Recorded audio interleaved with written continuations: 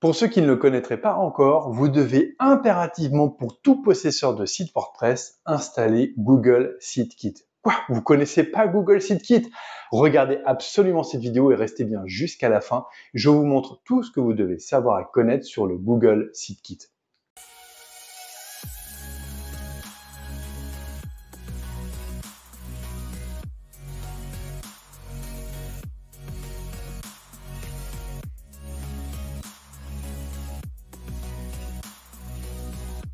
Pourquoi vous devez impérativement installer Google SiteKit? Là, on se trouve sur un de mes sites bac à sable. C'est un simple site où du coup, je peux m'amuser et je fais participer mes élèves lors de mes formations. Ils peuvent faire absolument ce qu'ils veulent, le bon comme le moins bon. Dans tous les cas, ça me permet notamment de vous présenter dans ces vidéos des applications, des outils que j'utilise moi-même au quotidien dans mon activité de webmaster. Et la première que je vais évoquer aujourd'hui, c'est Google SiteKit. Pourquoi c'est important? Parce que beaucoup de gens le savent, lorsque l'on a son site internet, on va utiliser différentes extensions. Notamment, on peut avoir Google Trends, d'accord, je dirais en avant de la création de son site pour suivre un petit peu les tendances. Si vous ne connaissez pas, il faut absolument y aller. Vous avez ensuite l'outil qu'on appelle le Google Speed Insight, qui est le web developer maintenant, enfin qui a changé de nom, qui vous permet en fait de simplement mesurer la rapidité, le temps de chargement de votre site. Et vu que c'est Google qui vous le dit, ma foi, autant écouter ce qu'il a à nous dire. On a également un troisième outil, c'est Google Analytics. Celui-ci est beaucoup plus connu. C'est un outil en fait qui permet tout simplement de suivre le parcours de vos utilisateurs sur votre site internet. Concrètement, vous suivez les gens pas à pas, de manière anonyme bien évidemment, mais vous savez exactement le temps qu'ils passent sur vos pages, sur quelles pages ont été visitées, etc., etc. C'est un indicateur important pour savoir ce qui plaît à vos visiteurs. Et puis enfin, le dernier, qui est parfois un peu moins connu, c'est le Google Search Console. Celui-là, on s'en sert avant tout pour avoir des stats et des alertes concernant notamment du conflit qu'il pourrait y avoir entre Google et votre site internet. Ce dernier outil est vraiment dédié plutôt aux webmasters, aux développeurs. Pourquoi? Parce qu'il est non pas austère, mais pas forcément facile à prendre en main. Or, dans l'outil que je vais vous évoquer justement à l'instant, dans l'extension Google SiteKit, on a tout en un. Et c'est extrêmement simple et simplifié. Je ne sais pas si vous saviez, mais je le répète souvent, Google fait tout pour vous simplifier la tâche. C'est des gros boutons, vous allez voir, c'est extrêmement simple. Alors, comment on fait déjà pour installer Google SiteKit? Bien là, vous voyez, je suis sur le tableau de bord de mon site WordPress. Je vais directement me rendre sur Extension et je vais cliquer sur Ajouter. Pourquoi? Tout simplement pour aller ajouter l'extension qui s'appelle Google Site. Sans faute, ce sera beaucoup mieux. Kit. Voilà. Et voilà, il me suffit de cliquer sur Installer maintenant. L'installation prend quelques instants, c'est assez rapide. Vous allez voir, ce qui va être un petit peu plus long, c'est plus la connexion avec votre compte Google. D'ailleurs, je vous précise tout de suite, si vous n'avez pas de compte Google, évidemment, l'installation de Google SiteKit ne pourra pas fonctionner. Je vais bien sûr activer le plugin qui me signale que du coup, Google SiteKit est installé. Je n'ai plus qu'à le configurer. Vous voyez, ça m'a pris quelques secondes. Je vais donc cliquer sur Configurer. Et là, extrêmement important, vous cliquez bien sur Connecter Google Analytics dans le cadre de votre installation. Pourquoi? Si vous êtes déjà détenteur d'un compte Google Analytics, je le rappelle, c'est ce qui permet de suivre, entre guillemets, le parcours de vos utilisateurs sur votre site web, mais automatiquement, il va relier ce compte avec du coup ce Google SiteKit avec cette extension sur WordPress. Si vous n'en avez pas, il va vous en créer un. C'est aussi simple que ça. Le deuxième, vous n'êtes pas obligé de le cocher. Puis après, on vous demandera bien sûr de vous connecter avec Google. Et donc là, il ne me reste plus qu'à cliquer sur se connecter avec Google.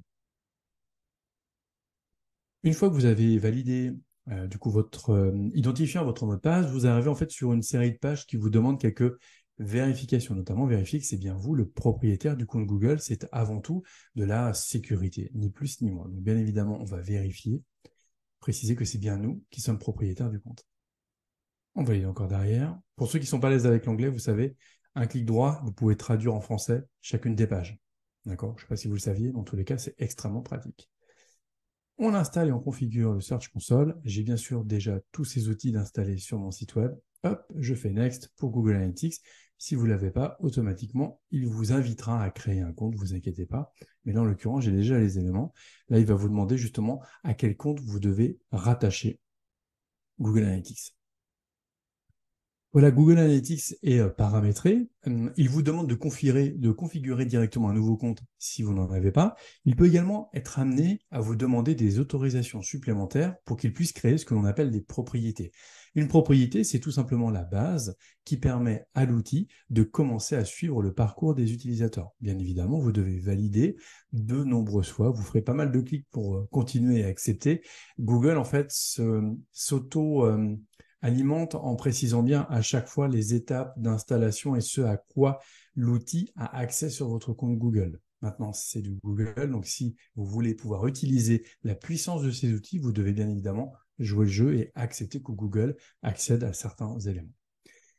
Bien, c'est fait, c'est installé. Alors, pour l'instant, évidemment, nous sommes encore en collecte de données. C'est-à-dire qu'au départ, vous n'allez pas avoir forcément de visiteurs, vous n'allez pas forcément avoir de données à faire remonter. Je vais vous montrer après un compte avec des données, avec quelques statistiques pour vous ayez un petit peu un retour par rapport à ça. Mais au départ, qu'est-ce que l'on voit? Déjà, on va voir justement qu'il va nous donner en fait les informations de Google Analytics, d'accord? Avec notamment le trafic, qui est le premier volet de cet outil-là. Vous aurez bien sûr le nombre de visiteurs par jour, par semaine ou par mois. Vous aurez également dans les éléments sur le côté, dans une espèce d'anneau, les différents canaux utilisés, donc soit par le biais d'un ordinateur, d'une tablette ou d'un téléphone portable, extrêmement important pour notamment la mise en page de votre site internet, l'emplacement, les lieux où les personnes se situent et les différents types d'appareils, est-ce que c'est de l'iOS, de l'Android, etc. Mais c'est surtout les canaux qui sont intéressants de savoir si on vient via justement un ordinateur, une tablette ou un téléphone portable. Si vous souhaitez avoir des détails complémentaires, vous pouvez bien évidemment cliquer sur votre compte Google Analytics pour accéder à toute une panoplie de tableaux, de rapports, de graphiques dans tous les sens. Si vous n'êtes pas à l'aise avec les graphiques, évitez de cliquer ici, mais dans tous les cas, vous avez une version simplifiée ici qui, pour démarrer, est largement suffisante, clairement. Ensuite, qu'est-ce qu'on a? On a le trafic de recherche. Donc là, vous avez du coup le total d'impressions, nombre de clics, quelques statistiques de données justement concernant votre site WordPress, éventuellement des conversions qui ne sont pas configurées. La conversion, ça peut être ce que vous voulez, mais concrètement, c'est souvent l'accès à une page spécifique, un achat ou tout simplement l'enregistrement de coordonnées bancaires, par exemple, pour initier un paiement. On aura donc les collectes de données détaillées par la suite, avec le Search Console que j'évoquais tout à l'heure. Ici, les recherches les plus fréquentes. Alors là, évidemment, on est encore une fois en collecte de données, mais ça, c'est tout l'intérêt, l'essence même de l'outil. Il se trouve ici. Pourquoi? Parce qu'au lieu d'avoir le mot collecte de données, vous verrez apparaître ici les requêtes tapées par les internautes pour vous trouver. C'est aussi simple que ça. Je vous montre juste un petit peu avant, là, dans cette vidéo, un petit peu après. Je vous montre un exemple de ce que ça donne. Vous allez voir, c'est absolument génial. Vous savez exactement ce que tapent les gens pour vous trouver. Du coup, pour votre référencement, pour votre création de contenu, vous ne pourrez plus vous en passer, très concrètement. Ensuite, on va avoir justement le contenu le plus vu, donc les pages qui ont généré le plus de trafic. Ensuite, justement, comment les visiteurs découvrent votre site. Alors évidemment, pour l'instant, je n'ai pas de données. On va avoir notamment ici la vitesse, comme on le voit dans l'onglet ici. Donc là, pour l'instant, alors c'est un site bac à sable, hein, c'est un site école. Alors qui me mette 4 secondes médiocres, c'est pas très grave. Soyez pas trop dur avec vous-même. On voit après les différents éléments. Ce que je vous invite, c'est à cliquer sur le en savoir plus ou directement sur sur le terrain. Je dois l'avoir ici. Non, il ne donne pas l'accès. Voilà, c'était ici. Le PageSpeed Insight qui vous permet du coup directement d'accéder aux détails, notamment en français, de l'explication. Mais si vous voyez du rouge, vous cliquez là pour essayer d'en savoir un petit peu plus. Là, je suis sur téléphone et puis si je clique là, j'ai en fait la même information directement sur ordinateur. Et puis en bas, pour ceux qui souhaitent éventuellement monétiser leur blog ou leur site internet, vous avez l'accès à Google AdSense. Je vous laisserai le découvrir, mais en gros, ce sont les fenêtres publicitaires Google où à chaque clic, vous pouvez gagner quelques centimes. Alors, vous voyez ma tête en même temps, mais c'est des 0,0001 centimes par clic. Donc voilà. Si vous souhaitez monétiser, mettre des fenêtres partout sur votre site internet, vous avez le droit, bien évidemment, vous faites ce que vous voulez, mais vous aurez bien compris dans le ton de ma voix que c'est pas forcément ce que je préconise. Donc clairement, dans cet outil, vous avez tout Google dans un seul et même outil. C'est difficile de s'en passer, très concrètement. En tout cas, c'est ce que je préconise pour chacun de mes clients et ils en sont ravis. Ça leur évite en fait d'avoir 3, 4 tableaux de bord différents. Ils peuvent tout piloter ici directement dans le site kit qui se met, et ils s'embêtent pas, il se met directement en premier. Juste maintenant, je vais vous montrer à quoi ça ressemble à un site avec justement des données complémentaires.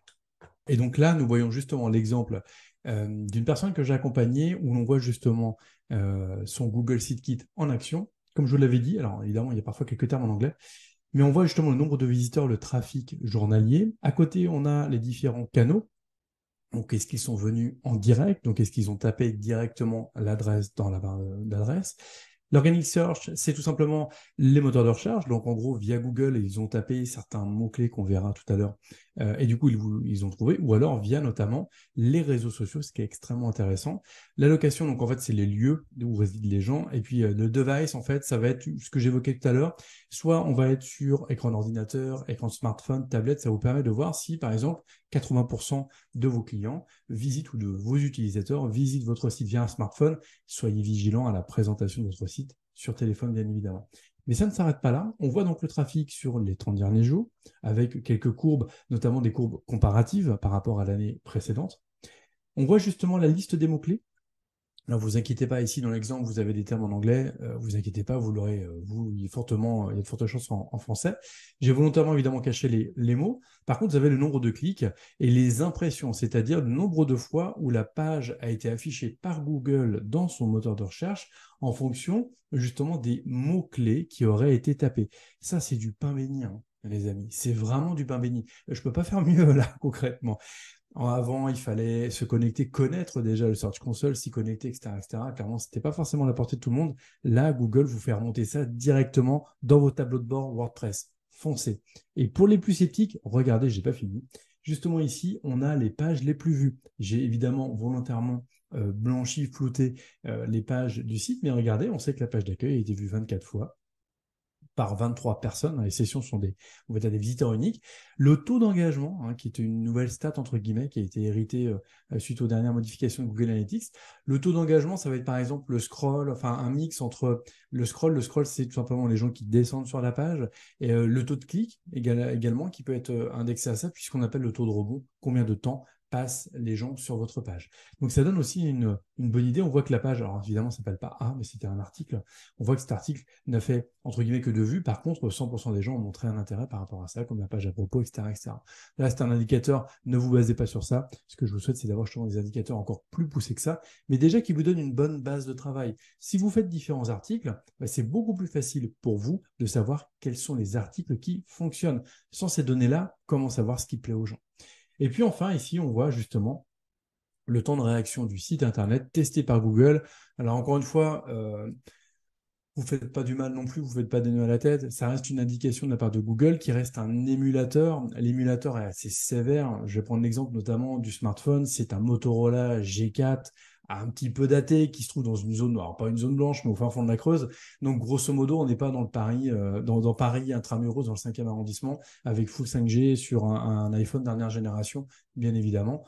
C'est un émulateur, il se met quelques contraintes, donc rassurez-vous, faut pas trop vous inquiéter. Si vraiment vous voyez plus de 10 secondes, en effet, vous inquiétez un peu et vous cliquez sur la page en bas pour en savoir plus ou sur le How to Improve pour en fait savoir comment améliorer éventuellement, et là c'est en français, savoir comment améliorer les axes de progression, sinon vous faites appel à quelqu'un pour savoir ce qui fonctionne un peu moins bien sur votre site.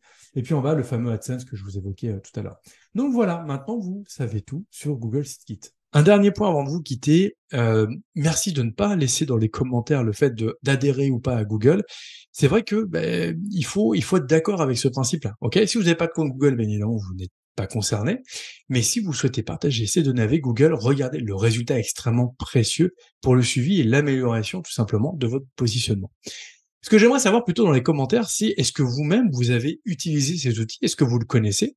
Est-ce que vous l'avez conservé? Si oui, pourquoi vous l'avez conservé? Est-ce que c'est pour les mêmes raisons que moi ou pour d'autres raisons? Ou à l'inverse, si vous ne l'avez pas mis en place, c'est pourquoi? Et puis éventuellement, si vous l'avez installé, que vous l'avez supprimé, en tout cas désinstallé, pourquoi? Qu'est-ce qui vous a déplu dans l'expérience que vous avez eue avec cet outil-là? Ça m'intéresse fortement. N'hésitez pas du coup à utiliser les commentaires pour me faire le partage. Si cette vidéo vous a plu, je vous invite à vous abonner bien évidemment. Vous aurez ainsi accès en priorité aux nouvelles vidéos, justement autour du contenu traitant bien évidemment de WordPress, de la création de sites internet, du référencement, mais également du marketing digital. Je vous souhaite en tout cas à tous et à toutes une excellente journée. À très bientôt. Ciao.